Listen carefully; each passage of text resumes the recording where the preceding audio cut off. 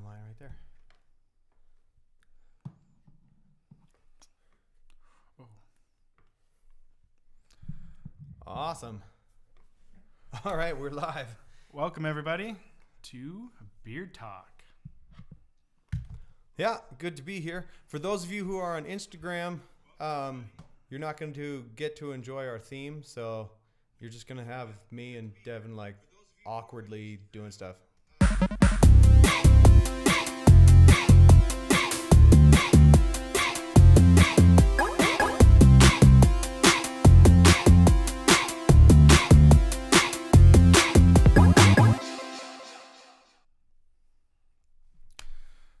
So, welcome to Beard Talk. We are excited to be here. This is our first one. This is our very first time trying this out. So, comments and feedback on that will be awesome.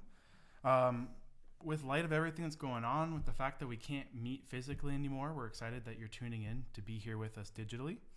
And we wanted to spend tonight talking about fear. Yeah, we just kind of feel like that's appropriate considering, everything that's going on. We should be kind of acknowledging how we're feeling in this moment for sure. Yeah. So I have a couple questions that Jesse and I are going to kind of talk about back and forth. And then at the end, we're going to open it up to you guys. You can ask us questions and we can engage and have some good conversations that way. But to start things off, Jesse, have you ever been afraid before? Yeah, I was sitting with this question and thinking about a couple of things. I remember being younger and there was just, I don't know if anybody out there has a stage mom, but there was a lot of pressure on me to perform as a musician. And I remember a couple of times just being so terrified that I would get it wrong that I had panic attacks and just couldn't get it together. Another time I was thinking about, this was a bunch of years back. My wife, Genevieve, and I and our kids had just moved to Calgary. And then that summer, in August, the club that I was playing at all of a sudden canceled all my shifts, which actually is what a lot of my musician friends are going through right now. But it was a real struggle to pay bills and was just, scared it wasn't going to make it. So those are the things that popped into my head. How about you? Well, I instantly went back to kid Devin, and now some of these fears are ones that I still actually have, kind of, but I'm working on them. The first one was a genuine fear of the dark. I, as a kid, was petrified of the dark. Even when I was in Bible school, there was actually an entire year where every time I slept, I had to have my dorm light on. Oh, dude. Just to, get over that. Another thing that I've had a huge fear of is public speaking. In high school, I always dreaded speech day and that kind of stuff. And when they came up, I would just freeze and choke halfway through and would never actually be able to finish a speech of any form. And the last one, which is one I've actually... by the way, I love that you're in this line of work and you're terrified of public speaking at one point in your life. That's awesome. Yeah, I kind of came kicking and screaming. But that's a conversation for another time. Yeah, fair enough. My last one, which is one I'm actually kind of starting to get over, which is heights. I used to be afraid of doubling my height at all. So even a 6-foot ladder was that's a bit too much. But I've been actually going up ladders and trying some roller coasters and slowly getting over that. So those are some of the things I've been afraid of. Nice. Yeah, so shifting that to... the Bible, one of the big things we really want to do is spend some time talking about Scripture and Jesus and spirituality. So the Bible actually speaks a lot about fear. So what have been some scriptures that have helped you in those times of fear? Yeah, just before, a side note, to anybody looking for beard grooming tips, you might be disappointed, but if you want to hop into Bethany Chapel Calgary's DMs, I could probably give you a list of some good stuff. But, for us, yeah, we're going to be talking about Jesus' spirituality and just kind of, the moment. To me, I go back to 1 John chapter 4, verse 17. It talks about God is love. There is no room in love for fear. Well-formed love banishes fear, since fear is crippling. A fearful life is one not yet fully formed in love.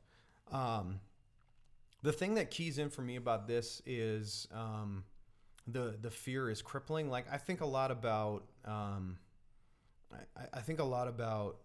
our fear and kind of our fight or flight response that's kind of, evolutionarily built into us. But when we're in a survival mode, we don't tend to make good decisions. We're not open to learn in terms of our brain shuts down to being able to take in new information and learn and grow, and we're just not open to people when we're in that place, which is why, if you get stuck in that fight or flight, like, trauma over a number of years, or, that can really mess with you.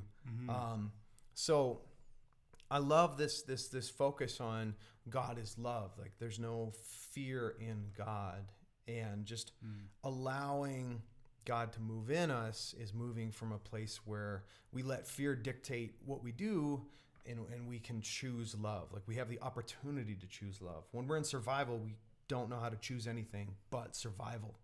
And then when we move out of that, we're able to choose different things that are healthier for us. I also think about the book of the prophet Isaiah, chapter 41.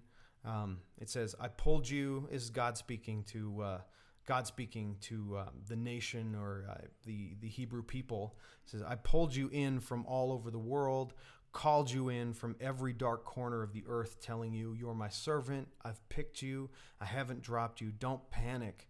I'm with you. There's no need to fear, because I'm your God. I'll give you strength. I'll help you. I'll hold you steady.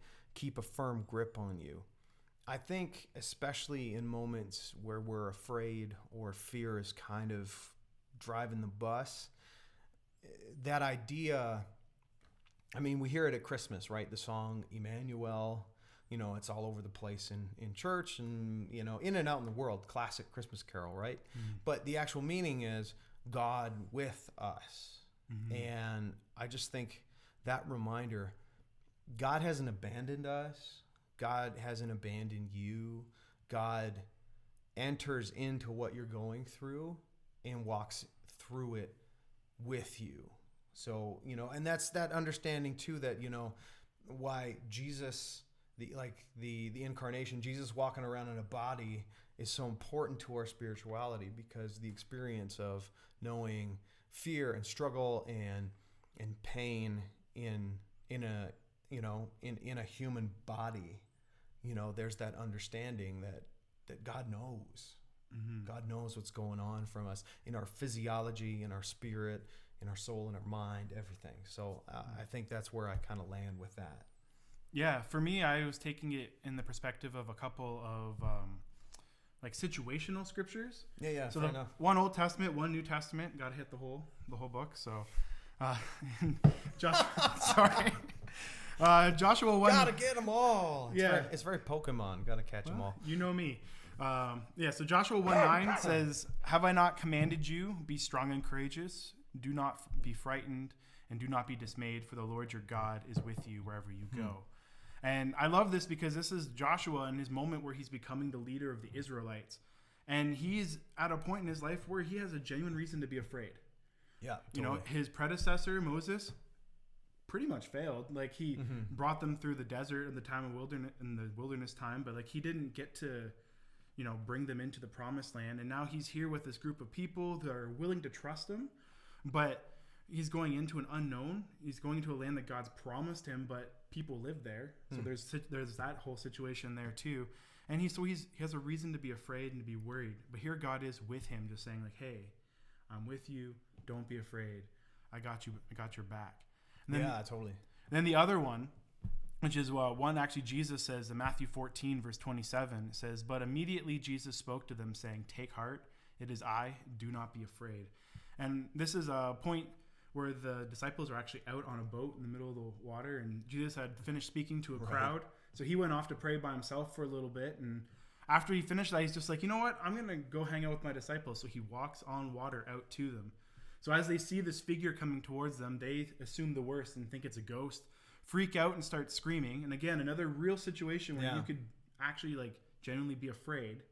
Well, because it's super normal to just see people walking at you on the water in the middle of the night. It just happens every day, right? Yeah, totally. So, all the time in Calgary, all the time. All the time. So yeah, they see that, they freak out. They're assuming a ghost. Jesus actually calls out to them and says, "No, it's me. I'm here." And then I love the whole like faith component afterwards, where Peter hops out of the boat and actually walks on water with him. And even when his face starts to shake, Jesus helps him back up. And I love these situational things because it really shows you that God is here with us, and He's just not willing to let us go. He's going to walk us through it. He's going to support us through it. He's going to bring people around us. It's pretty cool. Well, yeah, and I want to hop on that bit where you're talking about, because Peter hops out of the boat, walks on the water, and he's doing great, and then he looks down and goes and freaks out about it and starts to sink, and then calls out to Jesus like, "Hey, I need help here. This is going to suck a lot," and Jesus grabs him. So I think there's something to know too, that God with us is not conditional on us being perfect. Yeah. And I feel like that's so important too. Like, Kate Bowler, who's one of my favorite authors, she wrote this great book on, it's called Everything Happens for a Reason, and like Other Lies. It's awesome. But anyway, she tweeted something about, just talking about, hey, it's okay to be honest about being afraid. That's not living in fear. She writes, "Speak honestly, acknowledge reality. Fear is not the act of saying negative things out loud." So just like, engaging with reality and just going, "Hey, this sucks and this is scary." That isn't something that disqualifies, that ever disqualifies you from God's help. Or God's like, "No, you're not doing this all right, so peace, I'm out." It's never like that, and I love that little bit in the passage that you mentioned. So yeah, it's God is far more gracious to us than we ever deserve, and He just constantly rolls it out. It's pretty awesome. Yeah, I'm grateful for that, because I'm, I am pretty awesome, but every once in a while, it's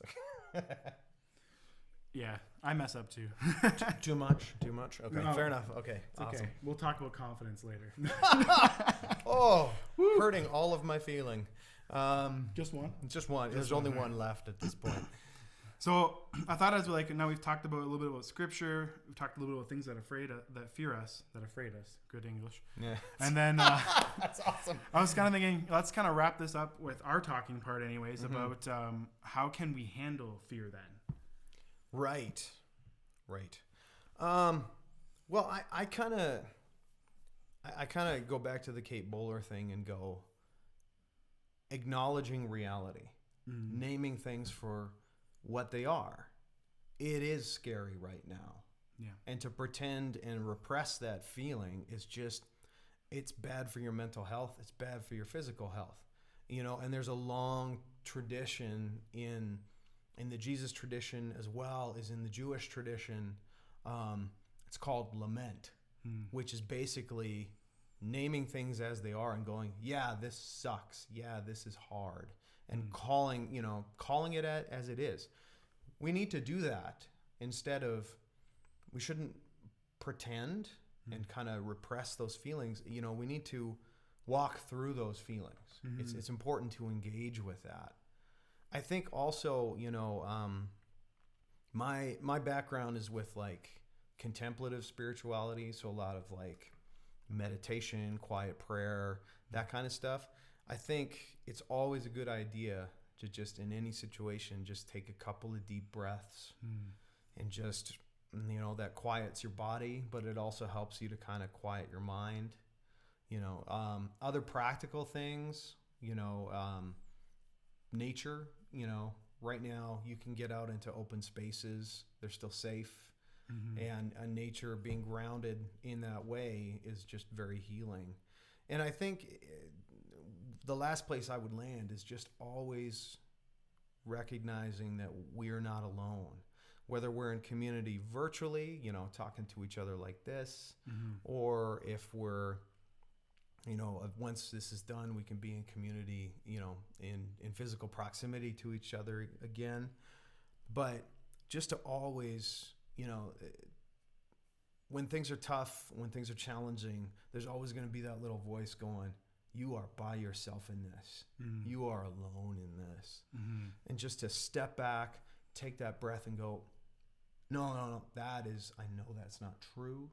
God is with me. There are people who care about me. And I think that's an encouragement for all of us, like all you guys tuning in. Check on each other. Check on your friends. Thanks to all this technology, it's way easier to do that than it's ever been. So be checking on each other. Be checking in with each other. Yeah. One thing I'm going to be starting to do on the Bethany Chapel Instagram tomorrow is I'll be doing a daily Monday to Friday 11 a.m. check-in on Instagram Live, so we can just check in with each other, see how we're doing, and pray together, share some stuff, So if you're self-quarantining, stuck in your house, we'll be doing that. Anyway, I'm very long-winded. So how about you? That's okay. I just wanted to add on, fear only wins if it isolates us. It makes us alone. Yeah, totally. No matter how silly you think your fear is, or whatever it is, whether it's with this specific coronavirus or if it's another fear in your life, don't allow it to keep you isolated. Don't allow it to keep you hidden. Really trust that other people will hear you, will be with you, will pray with you, and then trust that God will be there with you as well. My other good thing to handle it is just be there for others. So one of the things I've been trying to do this week, and I'm going to keep trying to do, is just posting saying, hey, I am willing to pray for you, and just send me your prayer requests. You can private message them to me or whatever, and I take time. I write down each person and their prayer requests, and I pray over each person and for the request specifically, just so we are connected with each other. Because yes, we are socially distant or physically distant, but we can still be socially present with each other. So make sure you're doing that. And then lastly, Psalm 55 verse 22 came to mind as I was thinking about this, and it says, cast your burdens on the Lord and he will sustain you. He will never permit the righteous to be moved. And I just love that idea of just casting your burden, because a burden can be a fear. So you can take that fear you have and just hand it over to God, and he's going to take that weight and that burden completely away from you, and he'll carry it for you. I just love that imagery. It's just out of that psalm there. It's just really beautiful. Yeah, and no matter how tempting it is, stop watching plague movies. Seriously, stop doing that to yourself. I don't know. I'm always tempted to watch over the past few days. I'm like, I need to watch some zombie apocalypse movies, but just to be ready. I'm just guessing that would probably be a terrible idea. So yeah, I don't think it'd be a good one. But listen, you've listened to us talk a lot, and we would love to engage with you guys. We got chat going on YouTube Live as well. We see you guys on Instagram Live. Thank you so much for hanging out with us. Yeah. So if you got any questions or thoughts, man, we would love to see that. I'll have to read this. So you're closer to the chat than I am. I'm getting to that, reading glasses age where I can't see what's going on over there. So there's lots of comments about beards and how great they are. This is pretty majestic at this point. I would put it at that level. Yeah, it's majestic. I got a baby beard coming in, but it's getting there. That's awesome. Then someone was saying they just watched Shaun of the Dead, and they're going on about movies. That's my fault. I'm easily distracted. That's okay. But if you guys have any questions or comments, feel free to throw them down below now, and we'll talk about it. If not, we'll just wrap up in prayer. Yeah, and would love to hear how you guys, in this kind of time of quarantining and all that kind of stuff, how are you guys connecting with each other? Mm-hmm. Is it on socials? What are you using? Is it Zoom, Google Hangout, FaceTime, all that kind of stuff? Yeah, so one of my buddies asked was Jesus ever afraid?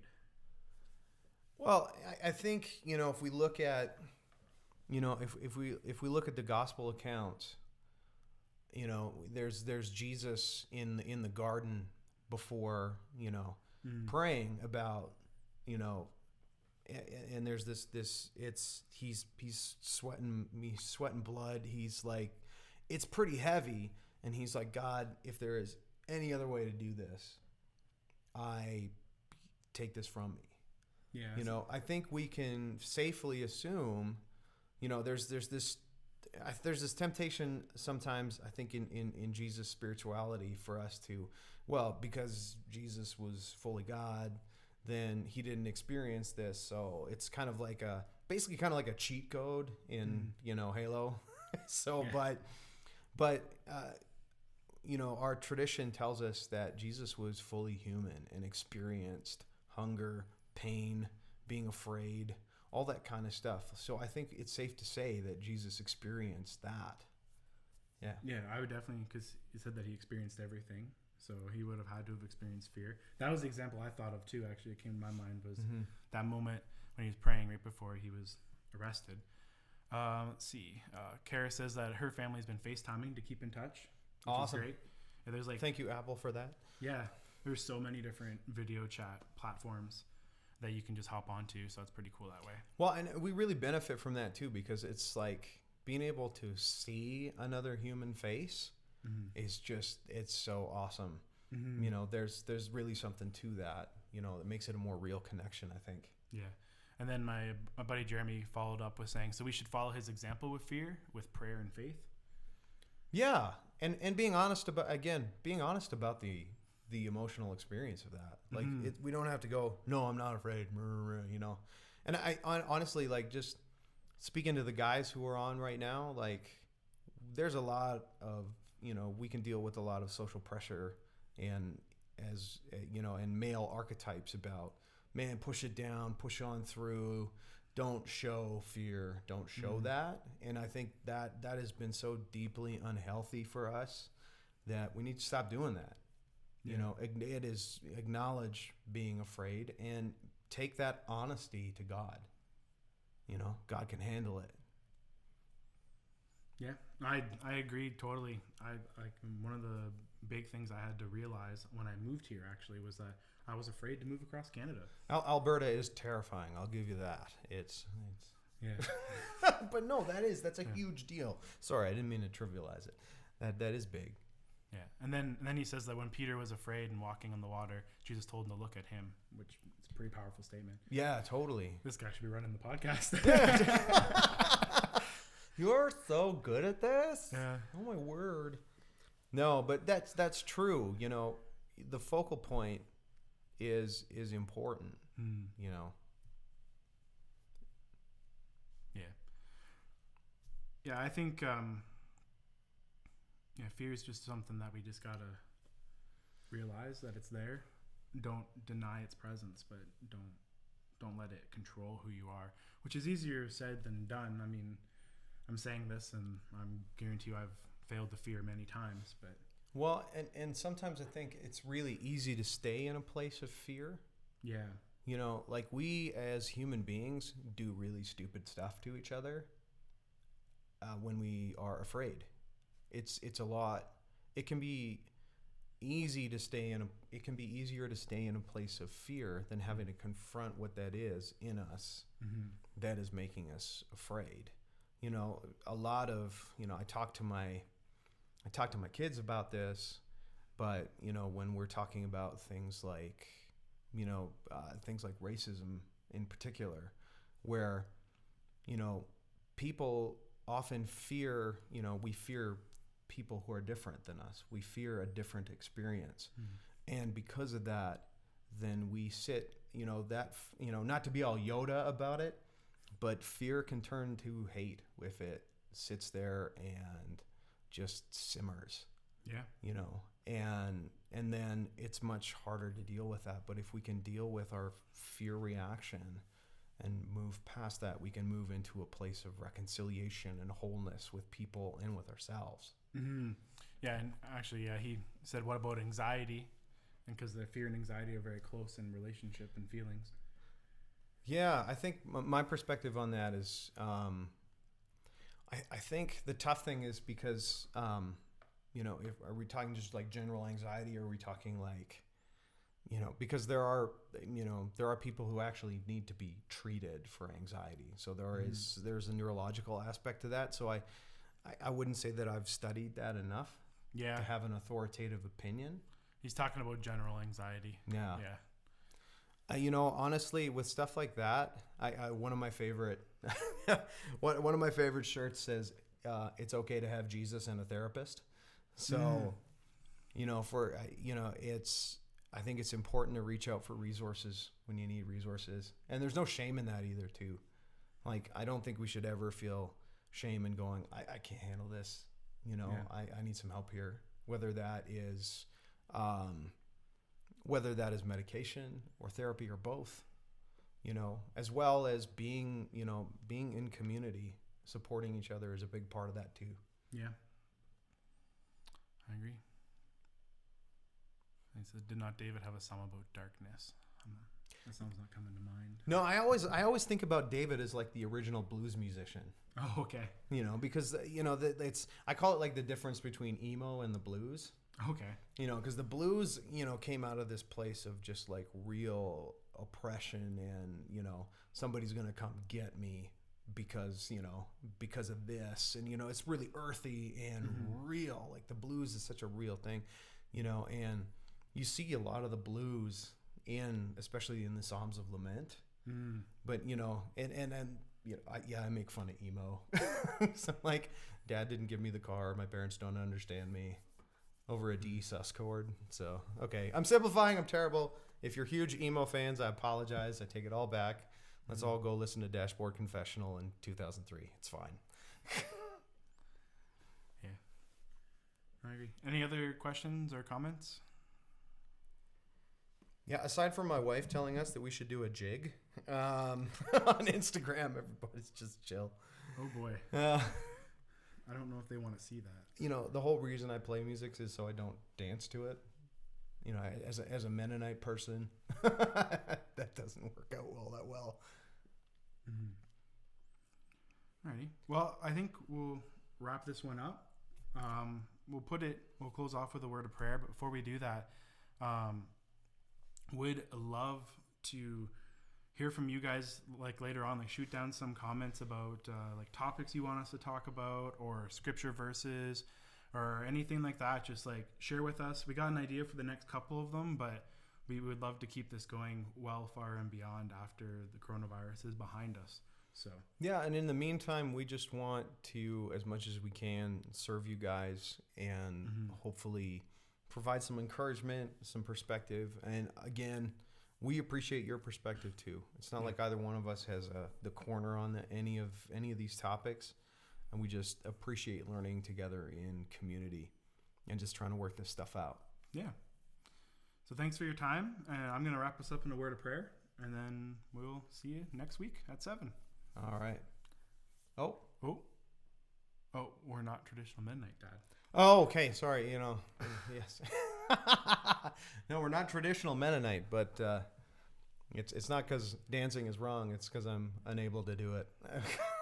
That's awesome. That's awesome. All right, let's pray. Let's pray. Why don't you do it up, man? Yeah. Dear Heavenly Father, thank you for this time that we could just hop online and we could open your word, we could talk about it, and we could just address fear. God, thank you that you are here with us in that you will walk with us through it, that we can put that burden on you, that we can trust you. And God, I pray that in this time of pandemic, in this time where fear could really reign strong, I pray that we can be light and love to other people and that they can see that you're with them despite what's going on. God, keep everybody safe and help us just continue to connect and not go crazy from being alone. Pray this in your great and heavenly name. Amen. Amen. Be safe, be well, know you guys are loved, and just lean into that. For any of you who are worship and music, spirituality inclined, we'll be having Vespers online on Sunday night at 7. Tune to Instagram as well as YouTube Live. Thanks so much, you guys. See ya.